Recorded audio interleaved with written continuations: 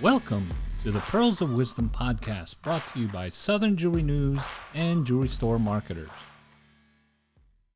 Hello, everyone. This is Guy with Jewelry Store Marketers, and we're here again with another great episode of the Pearls of Wisdom Jewelry podcast. And I'm here with my lovely co-host. Thank God she's here with me, making the place look great. Elisa Dillon of Southern Jewelry News, and our special guest today is Fred Mannella, co-founder and president of Two Authenticators, Inc. Welcome, Fred. Thank you for joining us. Thanks for having me.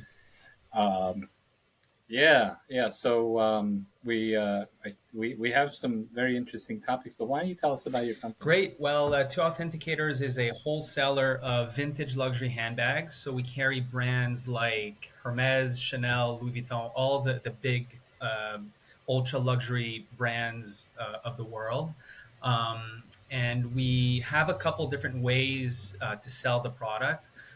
One of them is through our dropship program, where essentially we'll be connecting our live inventory to some of our retail partners' websites, and then we'll fulfill those orders.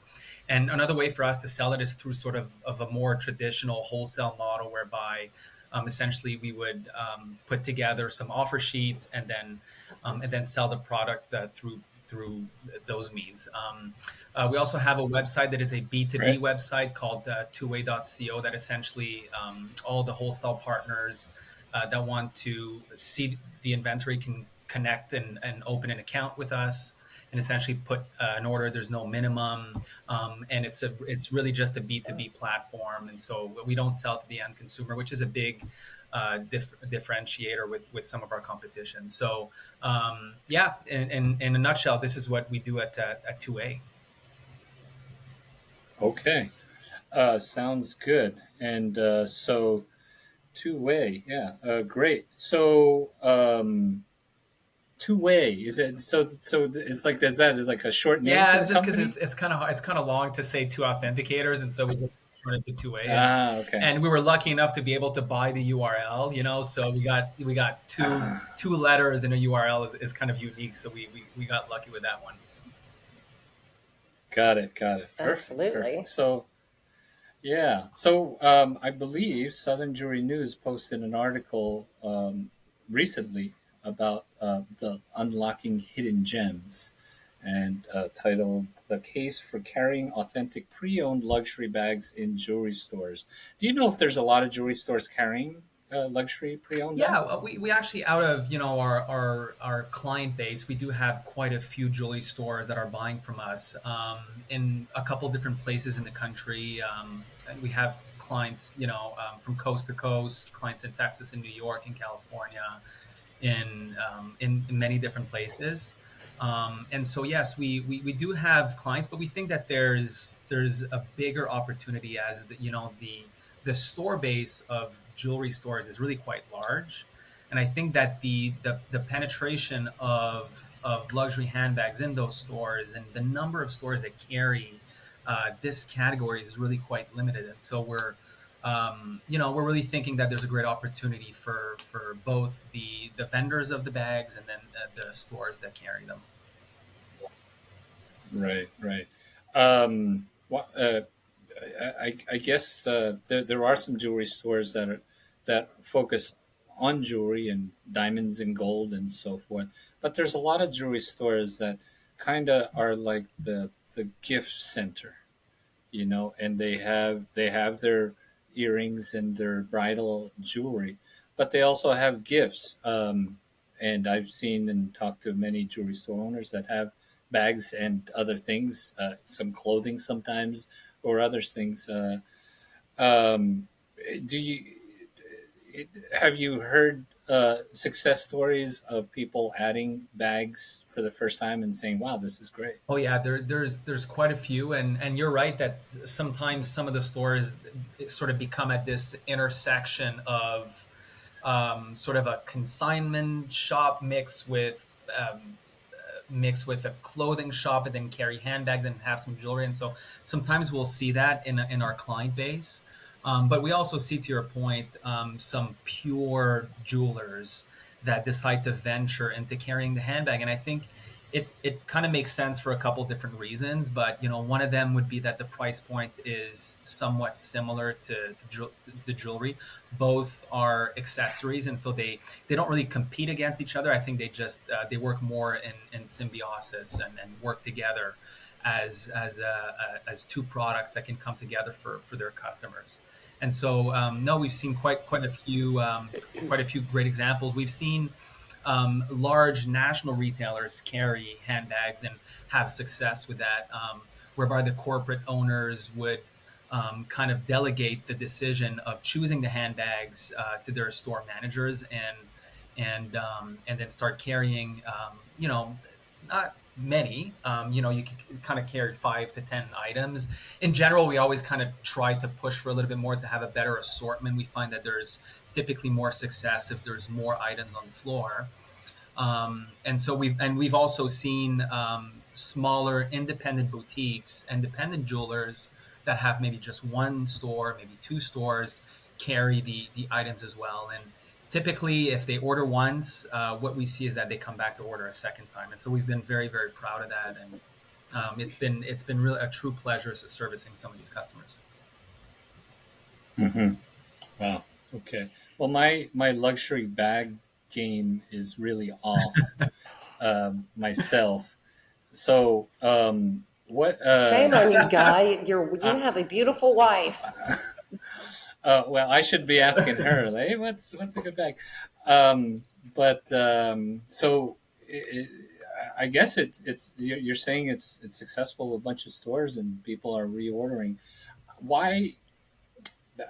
Not knowing anything about the industry or company or luxury bags in general, why pre-owned luxury bags? Why would somebody carry pre-owned luxury bags? Yeah, it's a great question. And like if we be sitting here 10, 15 years ago, I think that my answer would be completely different from what it is today. I mean, it's been an incredible ride. I've been in this industry for close to 20 years now. I started off at university in Japan, buying and trading these items on eBay in the US and in Canada. Um, and from there, we built a couple different brands, a couple different businesses. We sold some of them. We got back into the industry, and it's just because it's hard to get away from it. It's so much fun to be Hmm. in this trade, that it's really hard to do anything else. Even though if I tried, but I just was never successful. Right. Right. But at the end of the day, I think that the Sure. what drives this industry is really the customer demand. The customer absolutely loves this product. Um, Most of the time, they shop both. They'll shop new and they'll shop pre-owned. It's just that the world of pre-owned is really way bigger, in my opinion, than the world of new, because you have so much more assortment. There's so many more opportunities in terms of different collections, different colors, different silhouettes, different styles. And I don't know, Alessa, what you think, but and maybe Guy as well. But when you love handbags, and I love handbags, when you love handbags, one or two or three handbags is just never enough, right?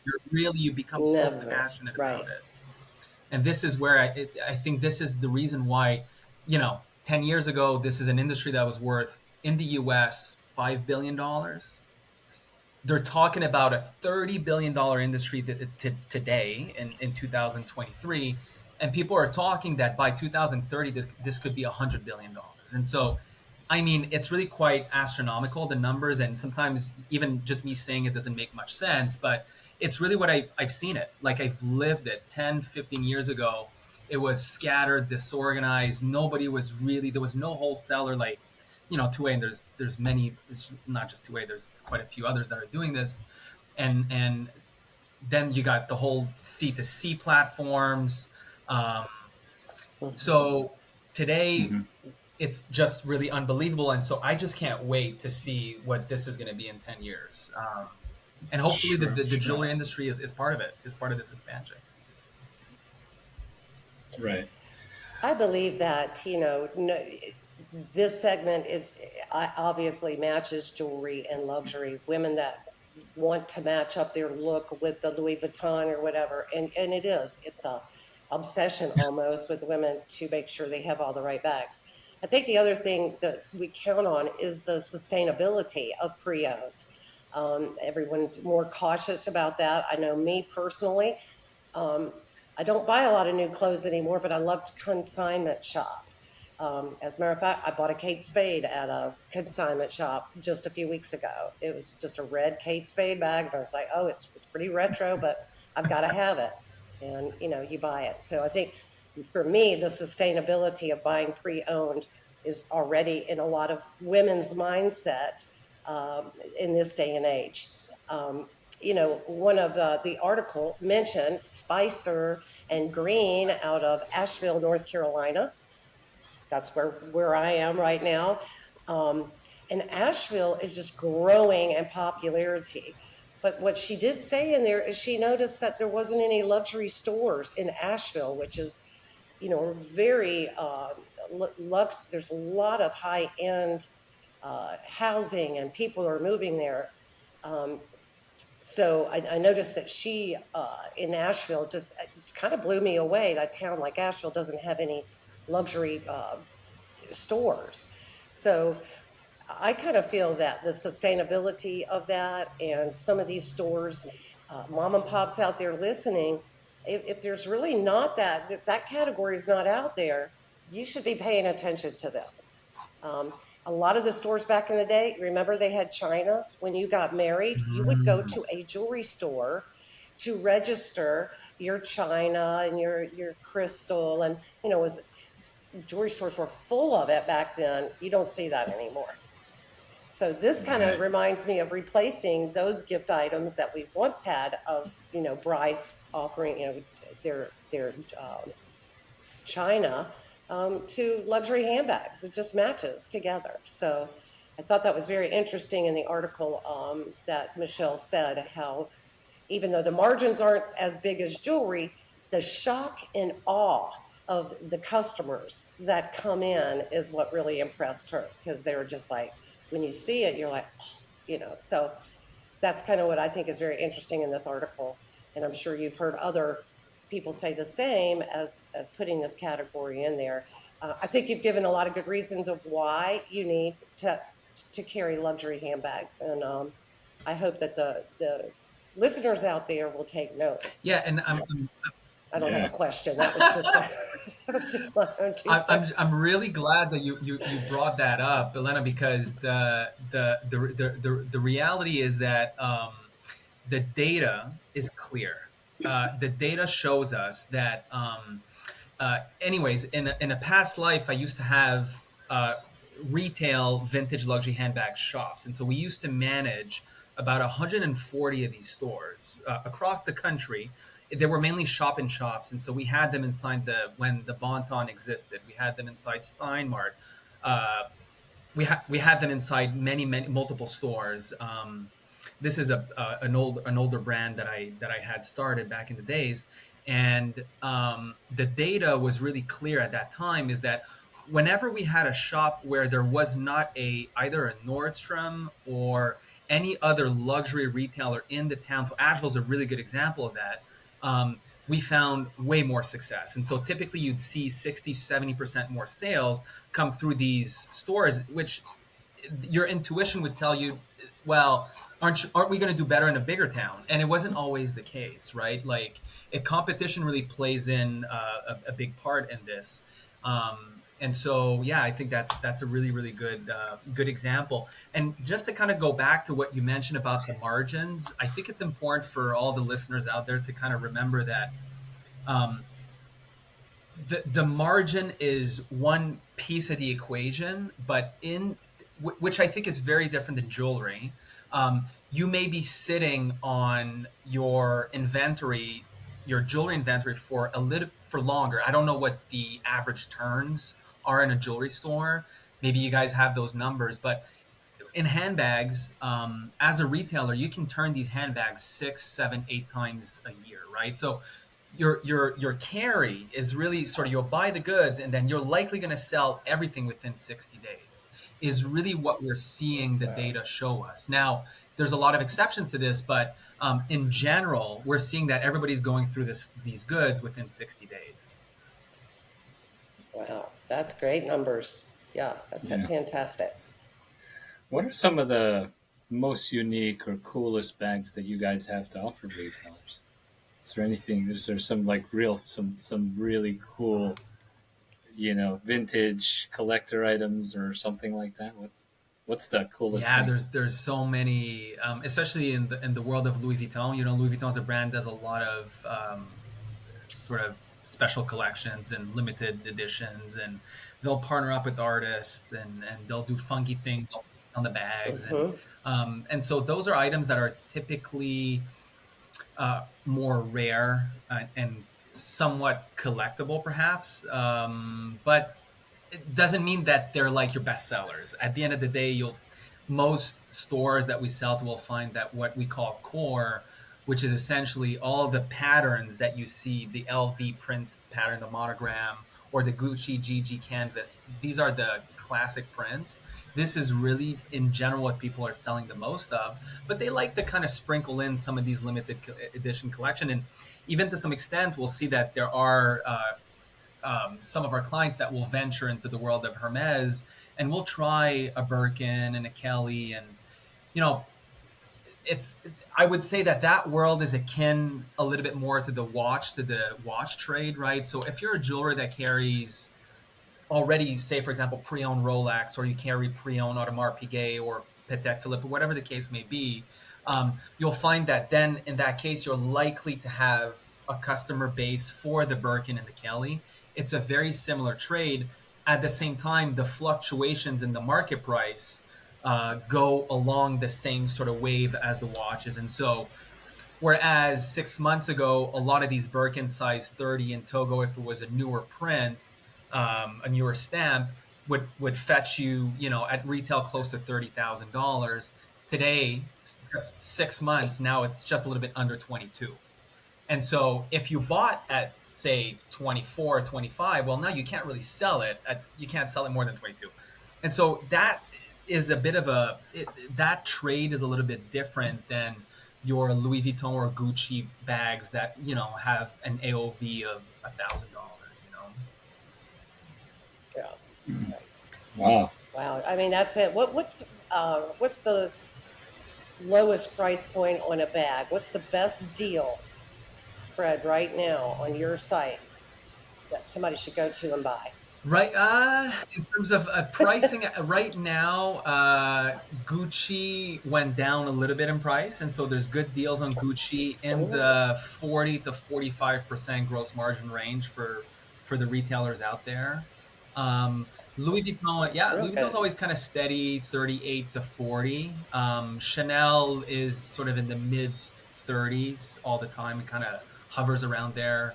Um, but yeah, I would say that Gucci right now, and I listen, I, I love fashion, and for me, like I just 2 days ago, Pharrell did his first because he's now the creative director for Louis Vuitton, and he did his first show, and he's go I yeah, saw that. he's this is going to reinvent a lot of those older prints that we know in vintage, but that the customer may not know because it hasn't existed in recent year collections for LV. And so we'll see. I think LV is really going to go up now. Typically, price goes a little bit more up in fall in the season just because people get ready for the holidays, and so price in the market goes up a little bit at that time. Um, and what that's going to do is that Louis Vuitton is going to continue going up, and people will want more and more Louis Vuitton. But that's going to put a shadow. It's going to cast a bit of a shadow on Gucci, which also lost their creative director Alessandro Michele, just a couple months ago, and they haven't really been able to kind of reinvent themselves. And I think they're gonna do it. It's just gonna take a bit more time. So I think for sure now the customer is gonna be looking for that LV. Gucci's still okay up until the point that they'll reinvent themselves, and then they'll go back up again. Wow, Got it. that's good news. Yeah, take Yeah. notes. Yeah. So for a jewelry store listening in, and they're saying, "Oh, that's interesting." Maybe they thought about it, maybe it never crossed their mind. What is it aside from you mentioned good assortment earlier to have somebody carry? I think you said something like 5 to 10 or something like that. But what's going to make a jewelry store successful selling pre-owned luxury bags? Do they need the right space in the store? Um, I don't know. What is it that's going to make them Yeah, successful? I just actually had this conversation with a client of mine, a jewelry store in Aruba. Very famous jewelry store in Aruba. Like, since, I don't know, they've been there for like 100 years. And it's a we had a very interesting conversation because he was carrying his shop was, maybe call it 1,500 square foot, right? Which I don't know if it's an average jewelry store, but I would assume it's kind of around those lines. And so he would take like a line case and a back wall and he'd put like 10, 15, 20 bags. And so that's what I think a lot of our clients are doing. But then he's like, listen, it's turning so fast. I want more, but like if I put it in the back, it's not on the floor. It's not really selling. So he's like, you know what? I'm going to carve out 350 square foot and I'm going to build a little mini space for these handbags. I'll have a couch. I'll have more modern cases. I'll still use the back wall, a couple T stands. And so just make a little bit of a different experience inside the shop. And so I helped him, kind of gave him some ideas because I used to be a retailer. And so kind of gave him some ideas of how to do this. You always got to think about security. I mean, I know jewelers is Right. never going to be a problem for this, but security is a real thing in bags. Like, I mean, I've seen people come come from the ceiling and leave with tables. Forget about just taking the bag; they'll just take the table. So you got to be like super careful with that. And so thinking about all these elements, and then if you do that, then you can start carrying 40, 50, 60 bags on the floor, and you'll see your sales are really. And again, I don't think it cannibalizes selling necklaces and rings and even watches. It all works super well together. Hmm. I guess Lisa brought up the Spicer that's in North Carolina. There, is there is there any signs, and maybe not, but is there any signs of your location, your geography, your local community that says it'd be a great place for it, or is it just like anywhere? I mean, are you if you're next to Macy's or you know whatever, uh, is that? I mean, how's that play out? How does uh, how does that affect someone's I decision? think it's okay to be next to Macy's and Nordstrom. We've seen success, but we've always seen more success when they're not next to Nordstrom, right? So if you have a couple stores and you're a jeweler and you're thinking, what's my best location? Your best location may be your best sales location may be the one that's next to Nordstrom, but it may not necessarily mean it's going to be the best for the handbags, for the vintage handbags. So that's kind of a fact that we've seen in the data. But then again, we've seen also stores that have done very well when they're next to Nordstrom. Geographically, listen, we have a pretty decent size pawn business. We sell to quite a few pawn shops. We do all the shows. We go around, and so we're pretty involved in that space as well. And I can tell you that I've personally been to quite a few pawn shops in Texas when I was at the show in Dallas just a couple months ago, and in areas where you would never think there would be success, right? But there you are. The store is maybe 2,000 square feet, and they have a full back wall of bags, and I mean maybe they have 100 bags there. And so it really kind of depends. I mean, the geography thing, I think it's just anywhere. The client base, frankly, is anybody. It's really anybody, men, women alike, anybody. Age doesn't really even matter from, 15 years old to 90 years old. We've seen it all. There's success in that age group.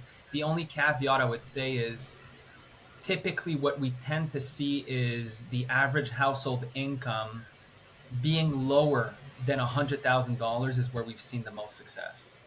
So if you're in very, very wealthy areas, it doesn't always mean that you're going to find the most success in vintage. Hmm. That's interesting. Yeah, that's an interesting fact Yeah. for Okay. sure. Right. Um, so okay, so there's a bunch of jewelers that are hopping on board the vintage bag business, and are you seeing a lot more jewelers doing that now and paying more attention? This article just came out, and is there more Let me jewelers pull my hopping on board? sales right this morning. I'll tell you. Oh, okay, I'll tell yeah, you. okay, I've seen quite a few orders this morning. I was like, who are these stores? Um, yeah, I yeah. honestly, I would say yes. There's more and more. Um, yeah, there you go. I see here, AV Luxury. That's a jewelry store. Yeah, there's quite a few stores that I've put in some orders just recently. Um, Mm-hmm. I don't know where exactly they're located, but Sure. Pensacola. Yeah, Okay. Yeah, I tell you, we've got a lot of brand loyal. We're the longest monthly running jewelry publication. We haven't missed 1 month in print since wow. 1988, and therefore our readers are very brand loyal to us. So they do react when they read an article. We thought that article was just a perfect fit to put out there for our independents that we focus on every month. So I think hopefully some of those are inquiring. I know some of the trade events that I do here in Atlanta and other places. There there are booths there with this Yeah. luxury handbag booth. So, and I will tell you, they're between it doesn't the jewelers are buying them, the vendors are buying them. That booth's always rather busy. People want to go and buy that, and I've seen a lot of jewelers again adding this category. So to me, I think it's just a fantastic thing, and I think the article, because of our um, 10 11,000 people we sent it out there, got the word out, I'm hoping. And if you haven't read the article, hop on over to southernjewelrynews.com and look for the case of the luxury, let's see what we called it, I'm not sure, but go check it out on the website. It's a good read. And, if you know Spicer and Green in Nashville, that is just one hell of a store. And if they're successful, then you guys need to be successful too with that. Go ahead, add it in with your inventory.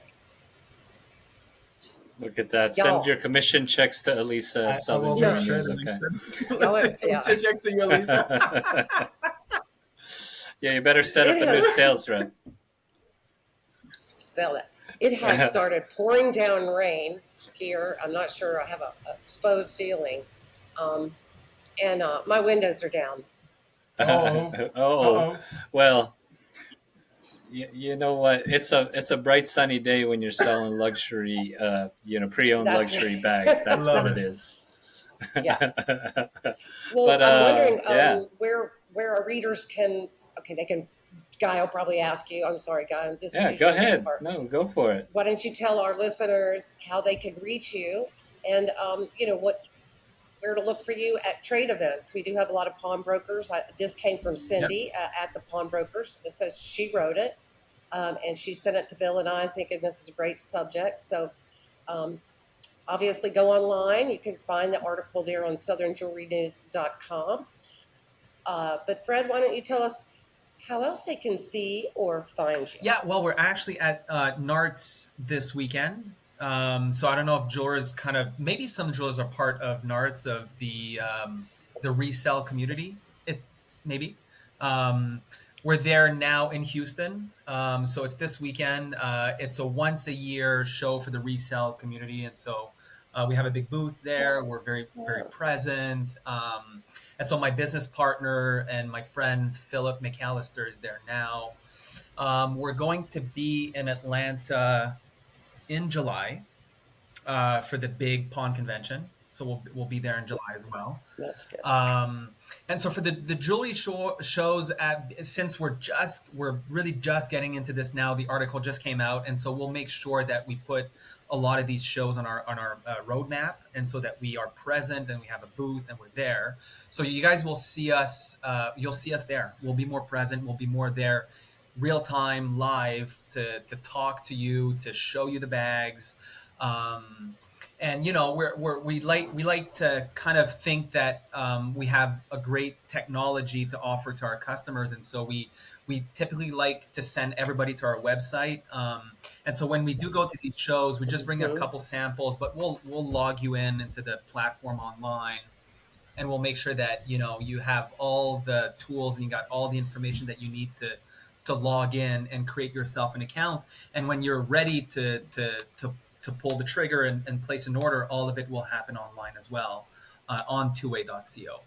And so that's really where all the information and the main platform and all the information that you need. So if you have time, you can kind of browse through the website. It's a really fun website. There's animations and lots of really fun pictures. Yeah. Yeah. And so, yeah, there you go. Yeah. That's great. I just, going through the website, it's really good. Yeah. I'm not very good at doing that, but yeah, it's a very good website. So well, looking at your website on my computer screen, that's pretty slick. That's impressive. Yeah, thank you. Yeah, it's cool. That 3D CGI animation. Yeah, we had fun doing it. Yeah. No, that's great. All the video and everything, and so we build websites, and this is a nice, beautiful website. Good. Thank you. Congratulations. Fantastic. Well, jewelers sell some jewelry, but why not sell some luxury, pre-owned luxury handbags? Because it's selling. People are doing well with it. Margins are there, and turns are there, and then you got a great company like Two Authenticators behind you. So why not? Yeah. So, and just remember, if you don't do it, your competitor's going to do it. That's possible. So you better get on it. Perfect. Yeah. Great. So well, thank you so much, Fred. Yeah. It's been great. We'll have to do another podcast and see how things are going, maybe towards the holiday season or post-holiday, and see if your retail jewelry clientele is going strong, which we hope it will be. And again, thanks for all the useful information, and we really appreciate you taking the time, because I know you're busy. So, but thank you so much. I'd be honored to be back. Thanks so much, guys. All right, Fred. Thanks a lot, everybody. Check out Pearls of Wisdom Jewelry Podcast. Subscribe. Hit the subscribe anywhere on all over the place, all the different platforms, and YouTube. If you want to see us, which I don't know why you want to see me, go check out the YouTube channel, The Pearls of Wisdom Jewelry Podcast, and check out Southern Jewelry News. Of course, check out 2A. I'll do the cool thing. 2A, at 2A.co, and Jewelry Store Marketers is my company. Thanks, everyone, and we'll catch you on the next episode. Take care. Thanks for listening to the Pearls of Wisdom Jewelry Podcast. For more information about the show, please visit southernjewelrynews.com/podcast, brought to you by Southern Jewelry News and Jewelry Store Marketers. Make sure to subscribe on your favorite podcast platform so you can catch the next show. See you then.